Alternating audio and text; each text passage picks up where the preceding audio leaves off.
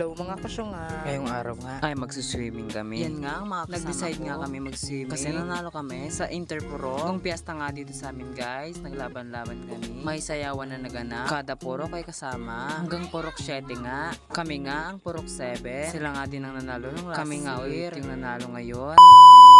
Yan, kung natatandaan Yan, si Angel at si Vien, mga kasama ko na sumayaw. Dito nga sa puntong ito ay hinihintay namin ang sa naming kasama. Yan, todo flex pa sa kanyang bangs, hindi naman pantay. Ayan nga, sabay-sabay na kami naglakad. Pinuntahan na naman ang sa naming kasama. I-flex ko nga lang, dala ng kasama ko, may mangga. Yan, kakainin namin tumamaya. Sakto-sakto, nag-crave ang aking kasama. Yan, si Angel, nag-crave siya kanina. Buti na lang meron ang kumuha pala ng manggang to, yung tatay ng kasama ko. Yung naka-army green sa likod. Yan, habang naglalakad, kwentuhan, chikahan. Siyempre hindi mawawala yun sa magkakasama. Yan, todo flex pa rin sa mangga. Medyo matagal na rin nga nung last akong kumain ng itong mangga. Sobrang sarap nito guys kung may kasamang bagoong na may sili.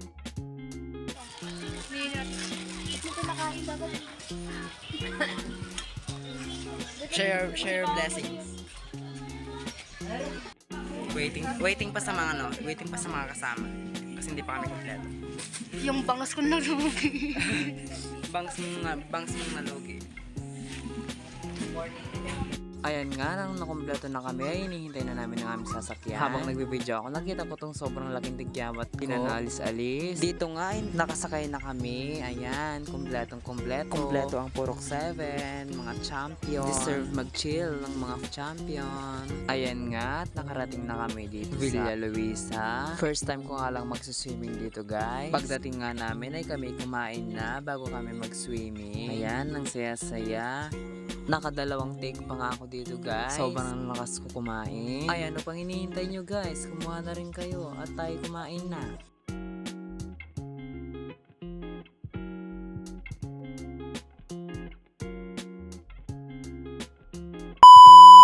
Pagtapos nga namin kumain ay kami lumibot na muna. Nag-ikot-ikot, sinusulit ang mga oras. Kasi mga bandang alas 5 na rin to. At alas 9 kami uuwi. Yan, nagtitake pa kami ng mga picture-picture dito.